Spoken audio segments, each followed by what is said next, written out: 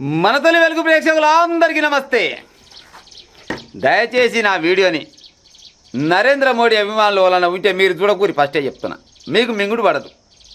మరొకసారి చెప్తున్నా, నరేంద్ర మోడీ అభిమానులు బీజేపీ అభిమానుల వలన ఉంటే చూసే ప్రయత్నం చేయకూరి. ఒకవేళ నిజాలు గ్రహిస్తూ ఉంటే చూడండి, చూసి ఏమైనా తప్పు చెప్తే బరాబర్గా కామెంట్ పెట్టండి. చెప్తున్నా, నేను ఎక్కువసేపు ఏం చెప్పా, జరసేపు చెప్తా.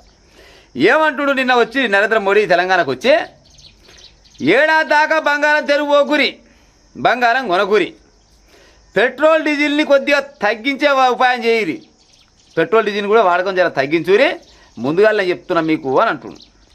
ఇంకేమంటుండు, వంట నూనెలు కూడా తగ్గించుకుంటే మీ ఒంటికి మంచిది, దేశానికి మంచిది, మీ ఒంటి సేవ అయినట్టు ఉంటుంది, దేశ సేవ చేసినట్టు కూడా ఉంటుంది.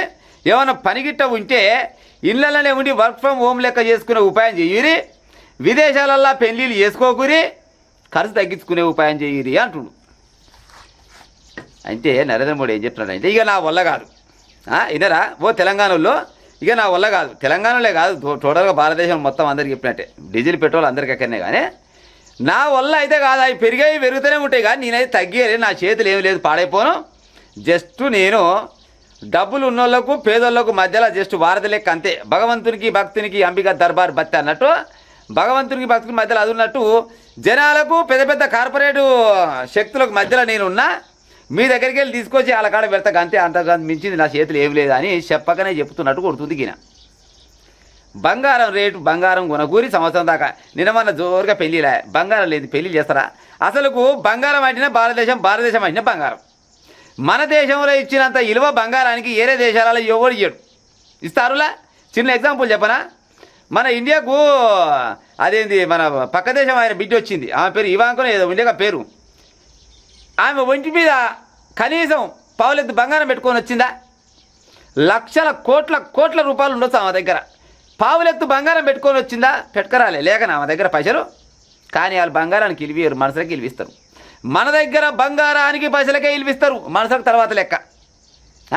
నిన్న ఓలేక ఆయన ఓలు మన మెగా కృష్ణారెడ్డి భార్య దగ్గర 100-150 కోట్ల బంగారం వేసుకొని పోతే పేపర్లో మొత్తం చక్కెర కొట్లే అంటే బంగారానికి ఇలివెక్కుంటుంది. ఈ మోడీ అంటాడు బంగారం ఏడాది దాకా కొనుక్కుని, ఏడాది దాకా కొనుక్కుంటే తగ్గుతుందా? మళ్ళీ 20,000 తులం అవుతుందా? ఏడాది దాకా కొనుక్కుంటుకుంటారు. చెప్పు ఆ మాట. ఏం చెప్పాలి? ఏడాది దాకా భారతీయులు మొత్తం బంగారం కొనుక్కుంటే 20,000కి తులం వస్తుందని చెప్పు, నిజంగానే కొనుక్కుంటుకుంటారు. ఏం కాదు, గా మాట చెప్తాడా? మరి గా మాట చెప్పలేడు, మరి ఈ మాట ఎట్లా చెప్తాడు?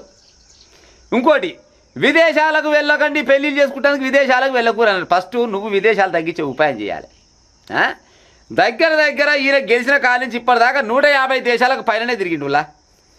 150 దేశాలకు పైన తిరిగిండు. పోయినప్పుడల్లా ఎన్ని లక్షలు కావచ్చు, ఎన్ని కోట్ల రూపాయలు కావచ్చు, అదంతా ఎవరి సొమ్ము? దేశం మీద లోడు పడతలేదు. ఏమనంటే నేను అభివృద్ధి కోసం పోయినా అంటాడు. మరి ఏడు అభివృద్ధి జరగవచ్చు, మరి ఎంత అభివృద్ధి జరగవచ్చు మరి ఈయన వచ్చిన కాడి నుంచి? గట్టిగా మాట్లాడితే యుద్ధాల కారణంగా కొన్ని రాలేకపోతున్నాయి, మనం తగ్గించుకునే ఉపాయం చేయాలంటాడు. యుద్ధం మీద నొక్కిండు. యుద్ధం మీద జరిసేపు అంటాడు, కాలుష్యం తగ్గించాలంటే అదంటే అంటాడు. ఇప్పుడు కేజ్రీవాల్ ఏం చెప్పాడు? గెలిచిన కొత్తల్నే బస్సులలో ప్రయాణించాలి, మెట్రోలలో ప్రయాణించాలి.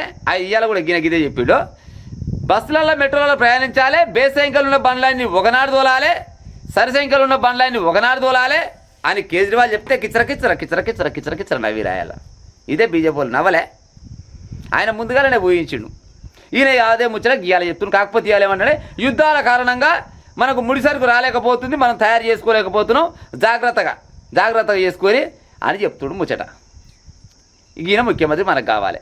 గద్దినొద్దు, గిద్దినొద్దు, గద్దాగొద్దు, గిద్దాగొద్దు, బండ్ల మీద తిరుగురి, బస్సులలో తిరుగురి, మెట్రోలలో తిరుగురి, గిది చెప్తానికి నువ్వు కావాలన్నా? అయితే గిది చెప్తానికే ఉన్నట్ట. బంగారం కొనొద్దని చెప్తానికి నువ్వు ఓలివి, సంవత్సరం దాకా కొనొద్దని, సంవత్సరం తర్వాత రేటు తగ్గిస్తే చెప్పాలి. అది చెప్పచేత కాదు. నిన్న మీటింగ్ పెట్టిరు బీజేపీలోనే కాదు, కాంగ్రెస్ అయినా బీఆర్ఎస్ ఎవరైనా మీటింగ్ పెడతారు. కానీ మరి మీరు మీటింగ్ పెట్టినప్పుడల్లా మీ కాన్వాయ్ రావాలి కదా. మరి మీ కాన్వాయ్లలో పోసే పెట్రోల్ కానీ డీజిల్ కానీ ఉత్తగానే వస్తుంది, అది ఎవరిది? జనాల సొమ్మే కాదు. ఇట్ట కూడా మీరు బరవత్తలు చేసినట్టే కదా, చేసినట్ట కాదా? గిట్ట అనొద్దు. మళ్ళీ గిట్ట అంటే పాడైపోను. నిజాలు మాట్లాడితే నరేంద్ర మోడీకి నచ్చదు, అమిత్ షాకు నచ్చదు, మన దగ్గర ఉన్న బండి సంజయ్కి నచ్చదు, కిషన్ రెడ్డికి నచ్చదు. గట్టిగా మాట్లాడితే గీడు అర్బన్ నక్సలైట్ అని అంటారు. అన్నారు కదా గతంలో, మళ్ళీ కూడా గదే మాట్లాడతారు. మీకు నచ్చిన రకంగా చేసుకుంటూ పోతారు. మళ్ళీ ఏమనంటే జనాలు అదే తప్పని మాట్లాడతారు. గ్యాస్కు వీళ్ళు ఎక్కిన కాడ నుంచి 600 రూపాయలు ఉన్న గ్యాస్ని 1000 రూపాయలు చేస్తుంది. చేసినా చేయలేదా? 60 రూపాయలు ఉన్న పెట్రోల్ని 110 రూపాయలు చేసుకొస్తుంది. ఇప్పుడు 200 చేసినా చేస్తారు వీళ్ళు దిగలు. మళ్ళీ చేసి ఏమంటారంటే నేను మాత్రం గ్యాస్కు పెట్రోల్కు డీజిల్కి ధరలు పెంచుతూనే ఉంటా, మీరే తగ్గించుకునే ఉపాయం చేయరి, తిరిగే ఉపాయం తక్కువ చేసుకోరి. జర ఏమంటారు వాడకం తక్కువ చేసుకుంటే సెట్ అవుతారు. వాడకం తక్కువ చేసుకుంటే సెట్ అయి పాడవుతారు. ఉత్తపుణ్యాన్ని తిరుగుతారు కూడా పని పాట లేక. ఇప్పుడు బండి వేసుకొని తిరుగుతాడు అంటే ఊరికో 10 మంది పొరగాలు తిరుగుతారు. మామూలుగా అయ్యమ్మ కష్టం మీద బతికే పొరగాలు బండిలో పెట్రోల్ పోసుకుని అయ్యమ్మ జోలికి వెళ్ళి తీసుకుపోయి పెట్రోల్ పోసుకొని తిరుగుతారు. ఊరికో 10 మంది 20 మంది ఉంటారు. అంతేకాని ఊళ్ళో ఉన్న వాళ్ళు మొత్తం పని లేక తిరుగుతారా? వాళ్ళకి ఎంతో కొంత పని కోసమే కదా బయటికి వెళ్ళాలి. మరి వెళ్ళాలంటే బైకులు కావాలి, కార్లు కావాలి, అన్నీ కావాలి. మరి డీజిల్ పెట్రోల్ కావాలంటే మరి ఉత్తగానే సోకుపోతున్నారు, టైంపాస్ పోయేస్తున్నారని.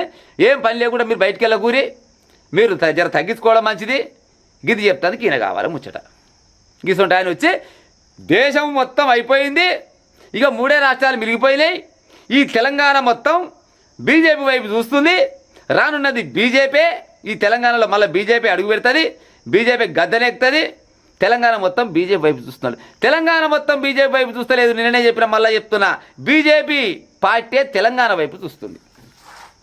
బీజేపీ పార్టీ తెలంగాణ వైపు చూస్తుంది. అక్కడ ఏది నార్త్ ఇండియా మొత్తం కొట్టేసినాం, ఇక సౌత్ ఇండియాలో అడుగు పెట్టాలి ఎట్లా చేసి ఫస్ట్ గీడికే మొదలు పెట్టుకుంటూ పోదామని ఏదో కథలు పడుకుంటూ వస్తూ ఉన్నారు. సరే మీ ఆలోచన మీ ఆశని మేమేందుకు కాదంటాం, కానీ జనాలు ఆశీర్వదిస్తే ఎవరైనా రావచ్చు, ఎవరైనా పోవచ్చు, దానే ఉంది.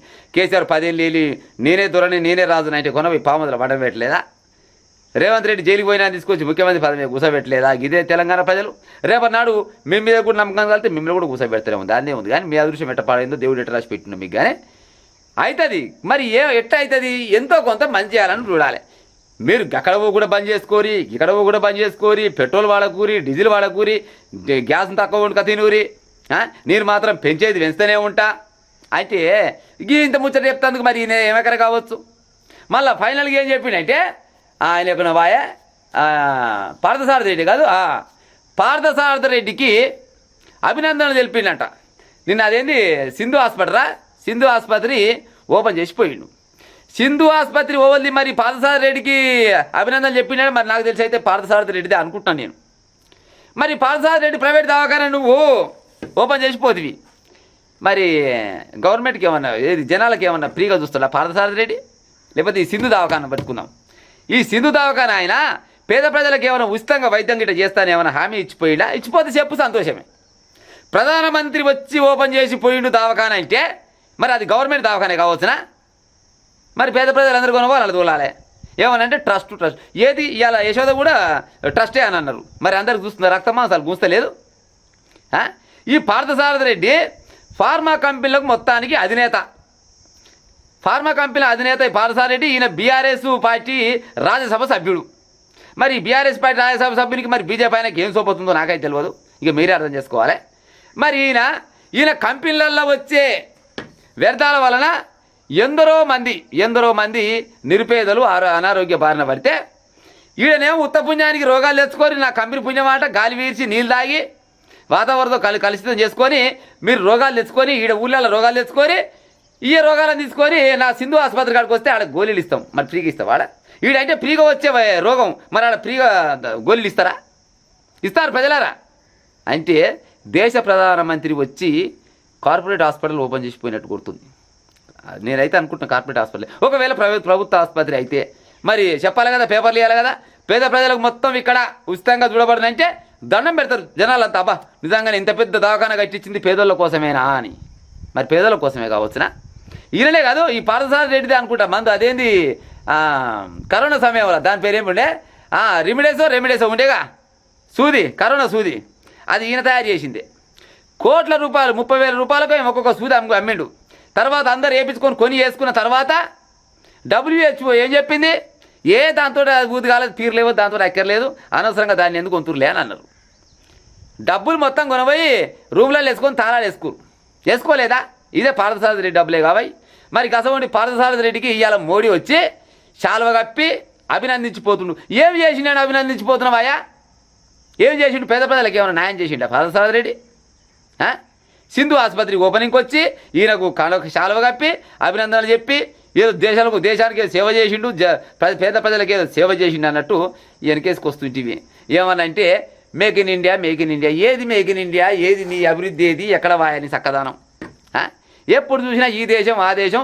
ఒక్కొక్క నువ్వు వేసే డ్రెస్సులకు లక్షల రూపాయలు అంట. నీ డ్రెస్సులకు చల్లకుండా యాడికి వెళ్ళి వస్తున్నాయి నీ కాన్వాయ్ మొత్తానికి? నిన్న ఎన్ని లక్షలు కావచ్చు, ఎన్ని కోట్లు కావచ్చు, ఆ డబ్బులని గవర్నమెంట్కి కాకుండా వచ్చినా గిజబోయి కథలు పడతారు. మళ్ళీ ఏమని అంటేనేమో ఓడన నిజం మాట్లాడితే తల్లి వీడు మంచిగా మాట్లాడు, ఈయన ఛానల్కు నోటీసులు పంపిర్రా అనగానే పంపుతూనే ఉంటారు. ఇది చేసే చక్కదానం. బంగారం కొనొద్దు, పెట్రోల్ తక్కువ వాడురి, డీజిల్ తక్కువ వాడురి, వంట తక్కువ వండుకోరి, గ్యాస్ కాల్చకూరి అంటే అవుతుందా? అయితే అదులా ఈయన ఏం చేయాలి? వాటికి రేటు తగ్గించే ఉపాయం చేయాలి. అంటే చెప్పకనే చెప్తుండు. ఏం చెప్తున్నా నా చేతిలో ఏమీ లేదు, నేను కీలు బొమ్మ లాంటివన్నీ, నేను రబ్బర్ స్టాంప్ లాంటివన్నీ, ఏమైనా కార్పొరేట్ వ్యవస్థలకు మొత్తానికి నేను మధ్యవర్తిగా ఉంటా, అంతేగాని నేను తగ్గించేది పెంచేది వాళ్ళ చేతుల్లోనే ఉంది, మొత్తం వాళ్ళ చేతుల్లోనే ఉంటుంది. నేను ఏమైనా మధ్యలో తోలుబొమ్మ లేక నిలబడతా, ఇక మీ సాగు మీ జావురి అని చెప్పకనే చెప్పిపోతా తెలంగాణ మొత్తం అంటే బీజేపీ వైపు చూస్తుంది. రానున్న రోజులలో తెలంగాణలో బీజేపీదే అధికారము అని అంటాడు. ఈ తెలంగాణ ఉద్యమాలుగా పురిటిగడ్డ. వీడంత ఈజీగా మీకేం రాదు, రావద్దని కూడా నేను కోరుకోను. జనాలకు మంచి చేస్తే మీకు ఏమన్నా రేపన్నాడు పట్టం కట్టి ఉపాయం చేస్తారు. కానీ ఏ గిట్టనే గది వాడకూరి వాళ్ళు పెంచి తోలు పెంచుతూనే ఉంటారు. నా చేతులు ఏం లేదంటే వీళ్ళు కూడా రేపన్నాడు అంటారు, నా చేతిలో కూడా ఏం లేదయ్యా, నువ్వు కూడా సపరేట్ గిటికెళ్ళి వెళ్ళిపో అని చెప్తారు. 8 మంది ఎంపీలు ఇచ్చారు, 8 మంది ఎంపీలు ఉన్నారు దగ్గర. ఏం చేసినాడు తెలంగాణకు అంటే ఏమి లేదు. వీళ్ళ మధ్యలో పంచాయతీలు పెట్టాలి, ఏదో పబ్బం గడుపుకోవాలి, కాంగ్రెస్ పార్టీ తోటి బీఆర్ఎస్ పార్టీతో సోపతి చేయాలి. మీ ఎమ్మెల్యేలు మంత్రులు ఏది ఎంపీలు అంతా కలిసి వీళ్ళంతా పొద్దుగా కాడ గిలాస కాడ ఒక్క ఆయన ఉంటారు. జనాల నెత్తలు మాత్రం టోప్ పెట్టి చేయి పెట్టేందుకు ఏక నెంబర్ తలగబడరు ఈడ.